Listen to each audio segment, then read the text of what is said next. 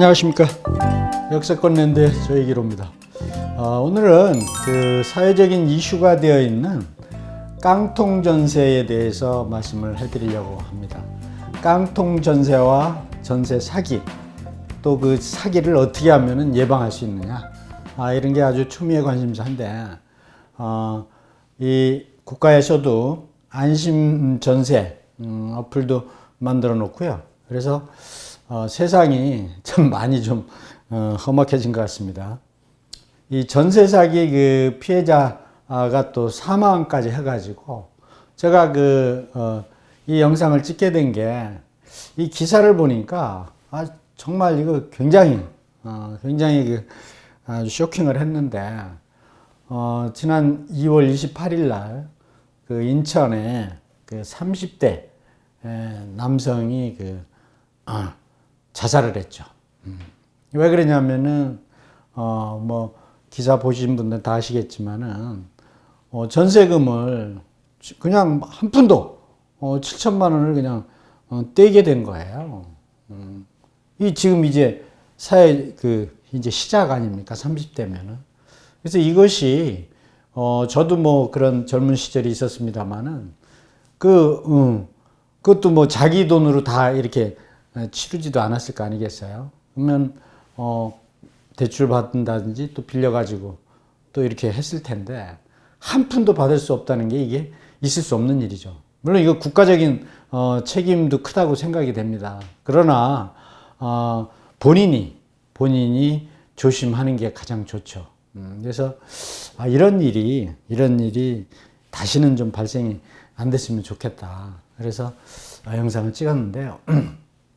그럼 깡통 전세가 뭐냐? 그러니까 아시는 분들은 다 아시겠습니다만, 깡통, 딸랑딸랑 하는 거죠. 아무것도 없다는 거죠. 전세금이 집주인의 그 주택 대출금과 전세금이, 그러니까 보통 전세를 얻을 때는 대출을 받으니까 대출금하고 전세금, 내가 전세금하고 합계액이 집값보다 크게 되면은 나중에 이제 전세 반환을 못 받는 거죠. 그런 경우를 이제 깡통 전세라고 하거든요. 그래서 이 세입자는 전세 만기일에 전세금을 반환받지 못하는 거. 그러니까 지금 자살한 거 아니에요. 뭐 알아봤겠죠. 뭐 경찰서도 가보고 뭐 백방으로. 근데 결국은 작정을 하고 사기를 치려고, 이런 사람들한테는 받기가 어렵죠. 그래서 이런 깡통 전세 굉장히 조심해야 되겠다.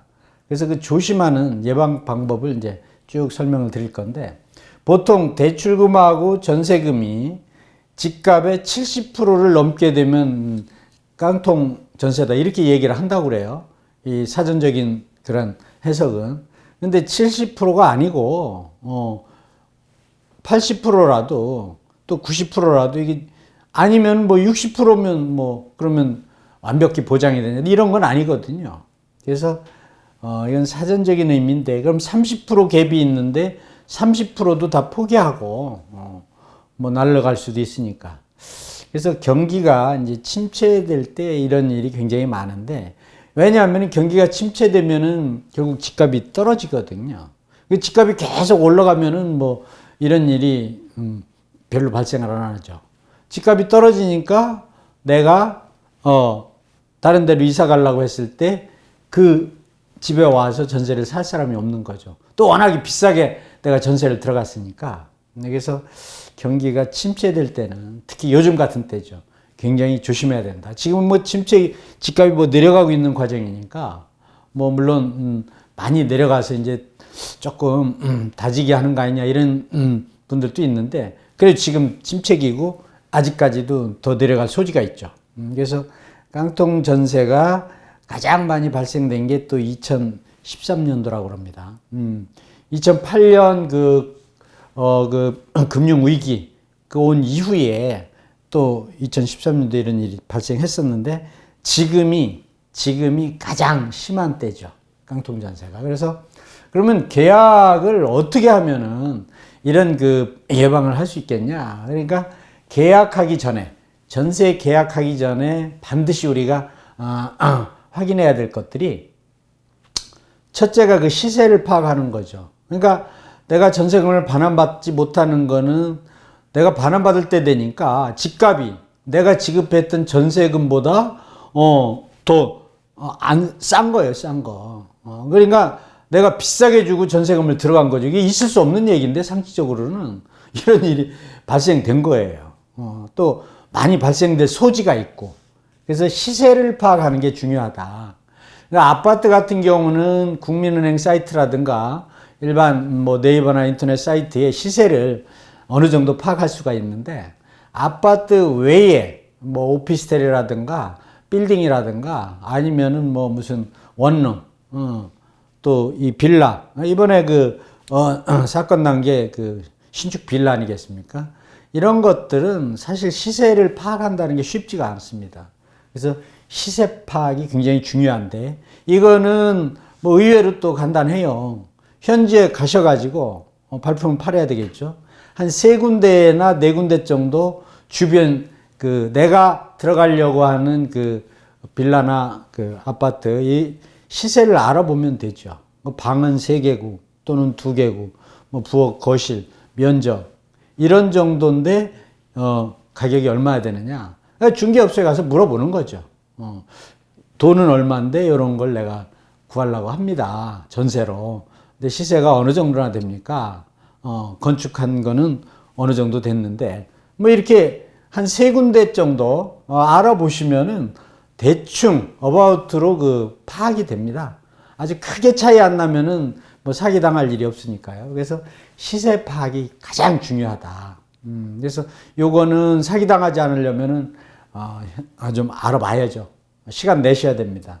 이게 가장 중요하고 그 다음에 만약에 이제 돌려받지 못하게 되는 경우를 대비해서 요새는 전세 보증보험이라는 게 있죠. 그래서 내가 이 집에서 나가게 됐을 때 보증금을 집주인이 못 준다면 내가 이거를 보증 회사에서 받을 수 있냐, 보증보험에서 이런 거를 미리 계약하기 전에 파악을 하라는 거죠. 그 어디서 가서 하냐 하니까 은행이나 주택도시개발공사, 주택도시개발공사를 HUG라고 하지 않습니까? 이를 가서 미리 파악을 해보는 거예요. 계약을 안 했더라도 이런 집을 내가 전세로 이 금액에 얻으려고 하는데 보증이 가능합니까? 그래서 보증이 가능하면은 걱정할 게 없죠. 보증서 가지고만 있으면 되니까. 그 다음에 소유자가 내가 계약할 때 소유자하고 다이렉트로 계약을 해야 되는데 사실 요즘 뭐 바빠서 대리인을 내실 수도 있고 부인이나 자식이나 아니면 중개업소에 맡길 여러 가지가 이제 본인하고 계약을 못하는 경우 있는데 또 등기부 확인해서 본인이 누군지 또 계약할 때 그 사람이 정말 맞는지 이런 거 파악하는 건 기본이죠. 그리고 근저당 설정 금액이 얼마나 되어 있는지 이것도 이제 등기부등본 때 보면은 나오죠. 그 등기부등본 떼면 채권 채무 금액이 나오는데 또 은행에 전화해서 또 갚았을 수도 있고 실제로 대출받은 금액이 얼마인지 이런 거. 그래서 시세 대비 전세금과 대출금을 다 합해가지고 70% 이상이 되면은 계약을 재검토할 필요가 있다. 그러니까 갭이 시세보다 그러니까 70% 밑으로 싸게 내가 전세금을 내고 들어가야 된다는 뜻이죠. 그러니까 80% 돼도 문제 없는 것들도 있어요. 90% 돼도 그야말로 랜드마크 지역에 각 지역의 대도시라든가 아파트 같은 경우는 이런 경우가 아주 드물죠. 대단지 아파트 주로 발생되는 게 이제 빌라들 시세를 파악하기 어려운 것들인데 하여튼 70% 이상이 되면은 다시 한번 생각을 해보셔라. 그래서 요거는 아까 말씀드린 대로 시세 파악은 중개업소에 가서 한 3-4군데 알아보시면 되고요. 그럼 전세 계약을 할 때는 또 어떻게 해야 되겠냐? 그러니까 주택 소유자하고 본인 확인하는 건 기본이죠. 이거 뭐 중개업소에서 다 알아서 하는데요. 신분증하고 다 이렇게 확인해야 되죠. 그리고 대리로 계약할 때 부인이나 이렇게 자녀분들이 와서 할 때는 인감증명하고 위임장 확인하고 그리고 돈은 반드시 소유자 등기되어 있는 소유자 계좌로 입금. 이거 기본적인 건데 이런 기본적인 것들을 지키지 않다 보니까 사고가 나는 거거든요. 그래서 그거 무슨 문제가 되겠어? 부인이라는데 자식이라는데 얼굴 봐가지고 부인인지 자식인지 알 수가 없는 거죠. 이 신분증으로. 이거 중개업소에서 다 확인합니다만은 확인한다고 하더라도 내가 직접 다시 한번 확인을 해야 되죠.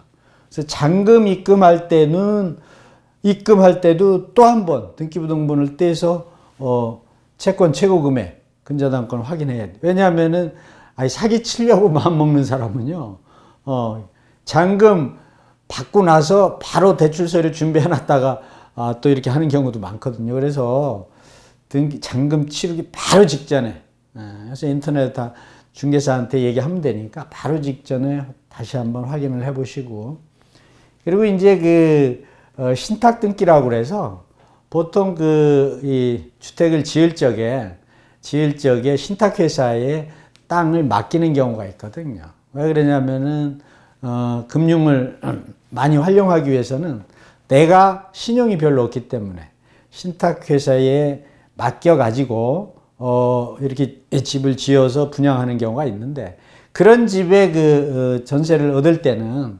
소유자, 원래 집 주인 소유자하고 하는 게 아니라 신탁회사하고 계약을 해야 되겠다. 왜? 신탁회사한테 일단 내 재산을 다 맡긴 겁니다.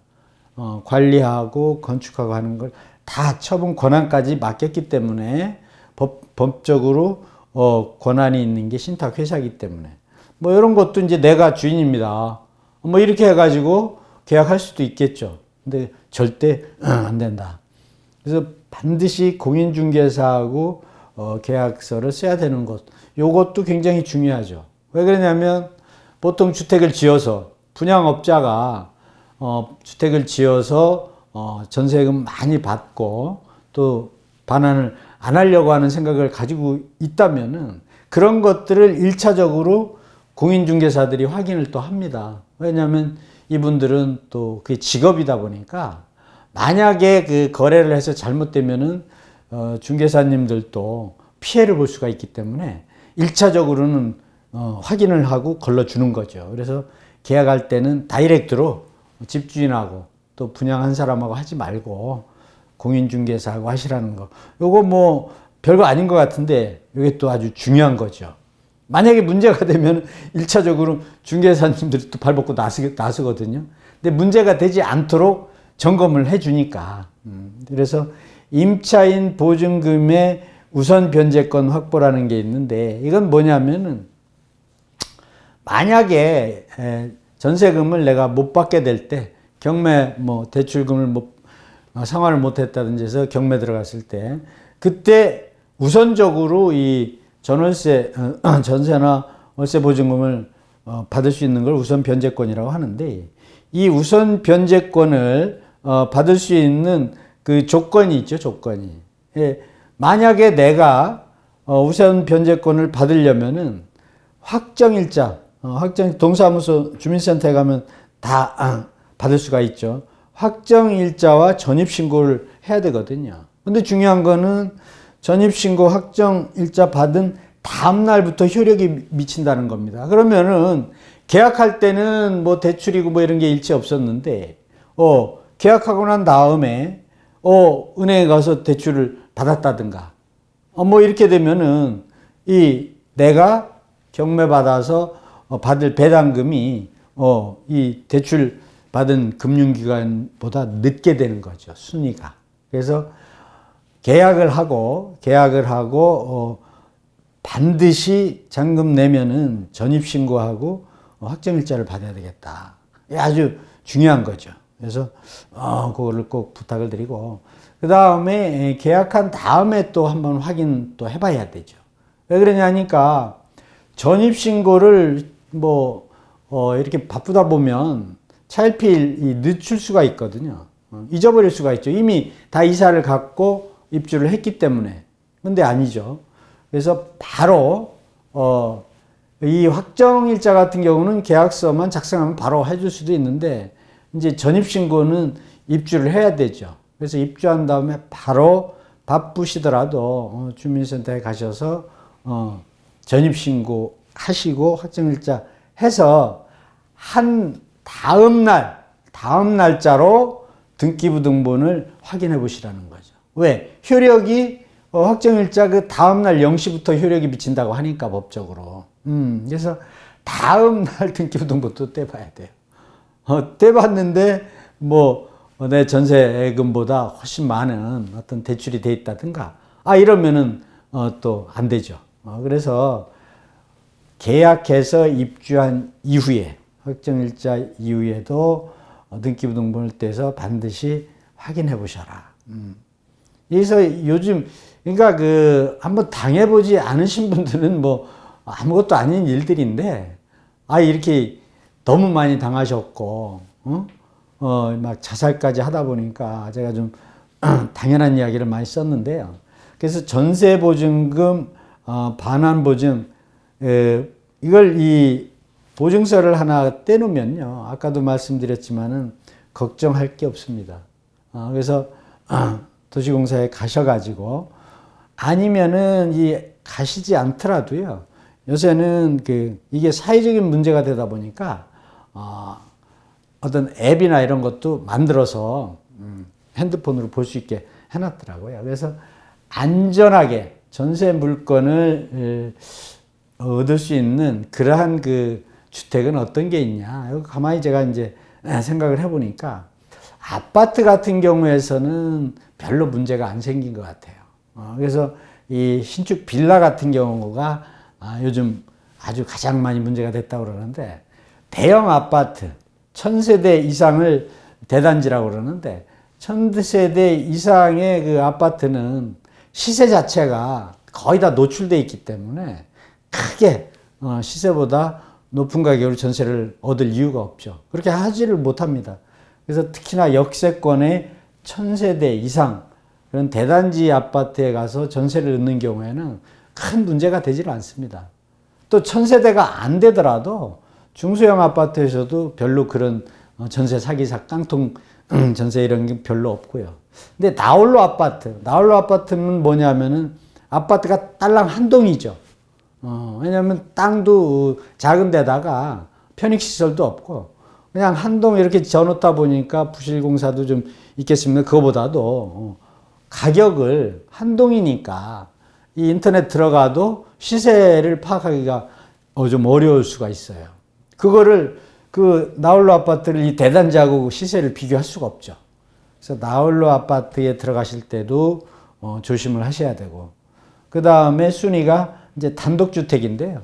단독주택도 고급 주택 이런 거는 이런 일이 없죠.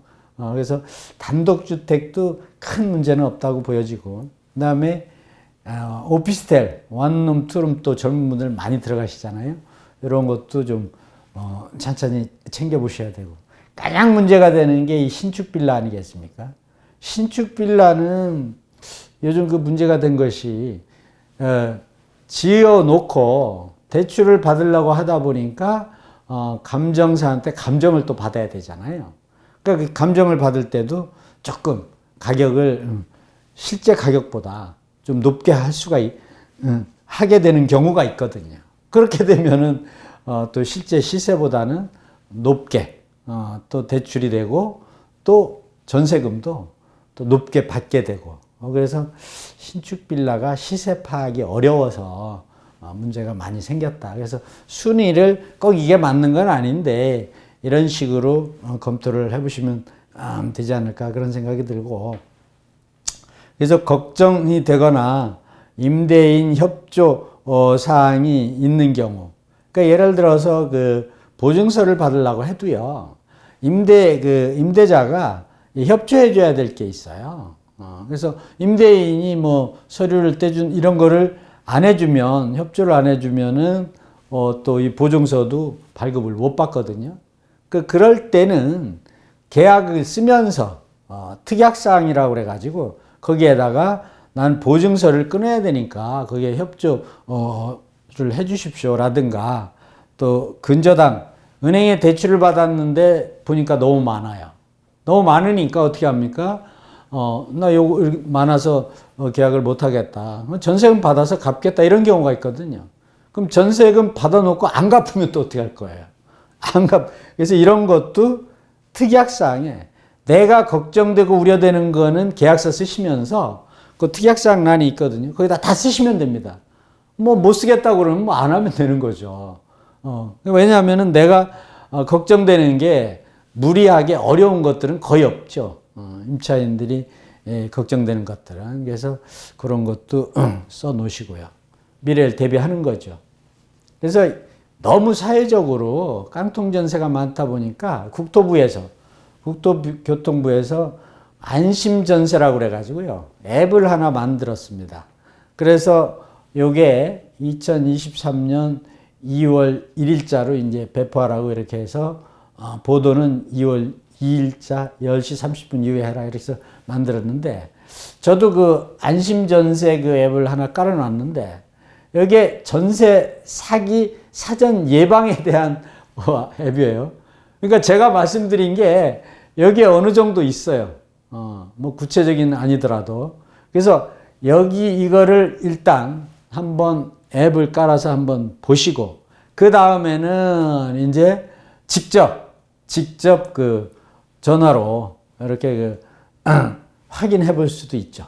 그래서 이런 데서도 많이 도와준다고 하니까 국토부나 HUG 부동산원 공인중개사협회 감정사협회 긴밀하게 협의해서 사기당하지 않도록 국가에서 이거 해야 될 일 아니겠습니까? 도와준다고 하니까 앱을 깔으셔가지고 자세하게 한번 알아보시고 여기서 부동산 문제가 아주 굉장히 많이 이제 발생을 하는데 이렇게 요즘 같이 사실 침체되고 경기가 부동산 가격이 자꾸 내려가는 이런 과정에서는 팔아야 될지 뭐 투자를 해야 될지 궁금하신 분들이 많더라고요.